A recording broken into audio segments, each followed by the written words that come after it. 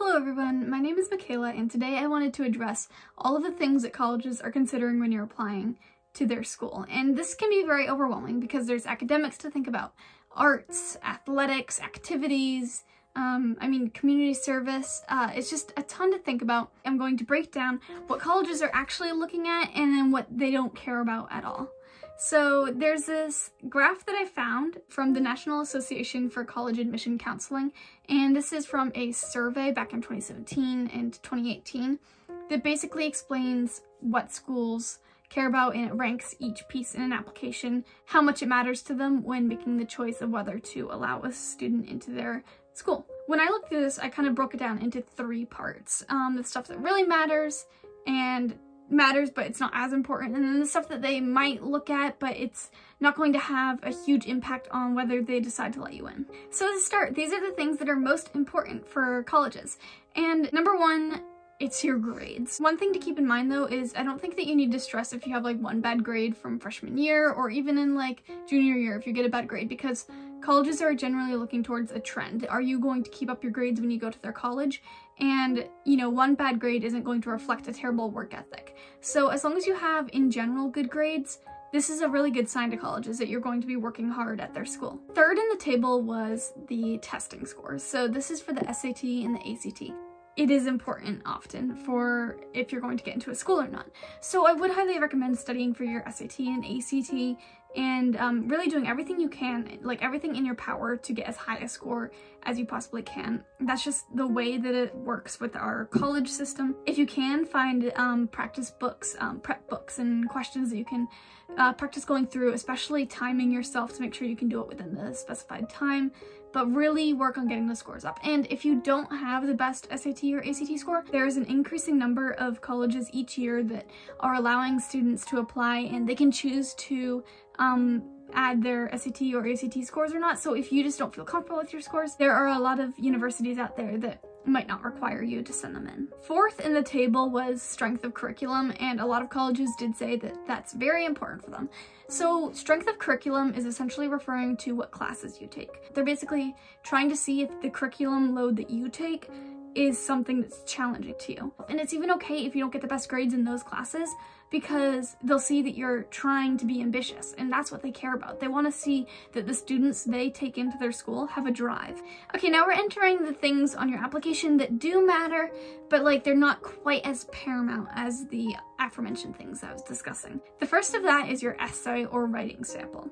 It's very important you spend a lot of time on it, even though it may not be the most important thing for colleges. It still does paint a very potent picture of who you are. Even just from your hook alone, you want to capture the school's interest. So just because it's not quite as important as the SAT, ACT, GPA, that sort of thing, don't forget about working on your essay and spending quite a bit of time on it, even if it's not of the top importance. The counselor recommendation is next, and I find it interesting that more colleges put that as high importance than the teacher recommendations, because at least in my experience, my teachers know me better than my counselors. But this does mean that it's a good idea to forge a relationship with your counselor.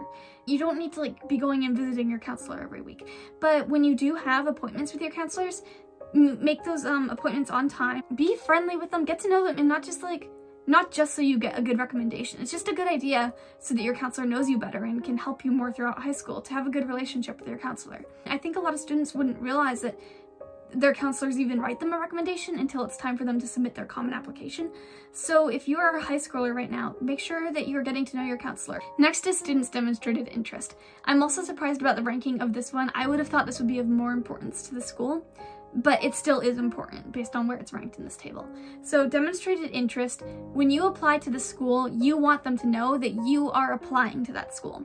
You shouldn't be submitting an application that's generic, that could be applied to any other campus across the country. Teacher recommendations are next. I think that one's pretty clear. Obviously make good relationships with their teachers, because you will need recommendations for them, and go about getting those recommendations as politely as possible. Send them thank you notes, but I think this one's pretty self-explanatory. Class rank.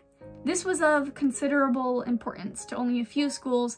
Most of them say that it's of limited importance. So don't stress if you have a class that's massive and you don't do as well, because It's really going to depend on like how big your class is, honestly, what type of school you go to. Focus on GPA more because according to this graph, colleges are going to care a lot more about your grades than they do your class rank. Finally, the last one in this middle category is the extracurriculars. In high school, at least for me, like I spent so much time making myself well-rounded and, you know, really getting in those extracurriculars when in the end, it seems like colleges don't really have it as highly ranked as they do other things. I mean, I'm looking at the graph right now and the majority says it's of limited importance, but it's close with moderate importance.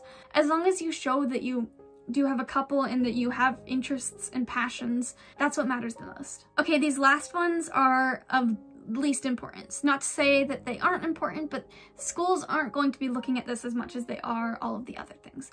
And the first one is the subject tests for the AP and IB curriculum. Okay, so I realized while editing that I don't think I explained this part very well, so I'm just redoing it. That is why my outfit has changed. But essentially, the IB and AP tests, often you get your results after you've applied to college. So the tests that you take prior to applying are obviously going to be the ones that are most important for your application.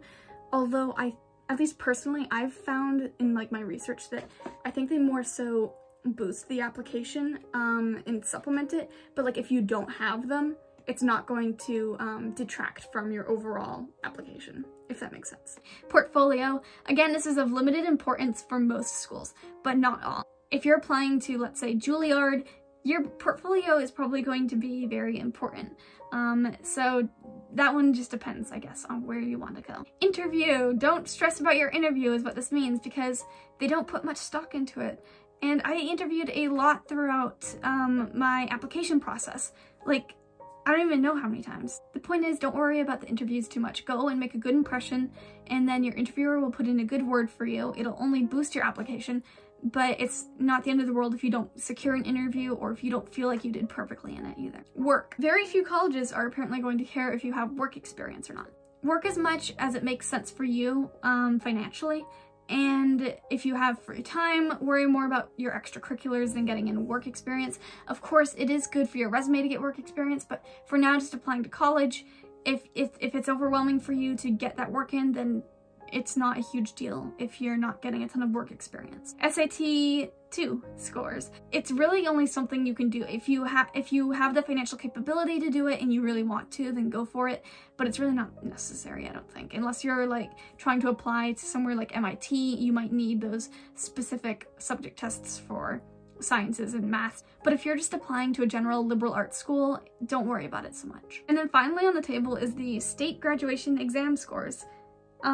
Which I don't even know what that is. If it does matter to the school you're applying to, they'll probably state it on the website so then you can look into it. So that is basically a rundown of what is going to matter to the colleges you're applying to and what doesn't matter. Hopefully this helps you to prioritize what you're doing during the application season, which this probably wasn't the best time to make this video actually, because decisions are coming out in a month, so a lot of people are done the application season, but you know, maybe you're watching this in late 2021 or just another year, I don't know. And hopefully this is a good time for you. I guess that's all I have. So thank you so much for watching, and I hope you have a wonderful rest of your week.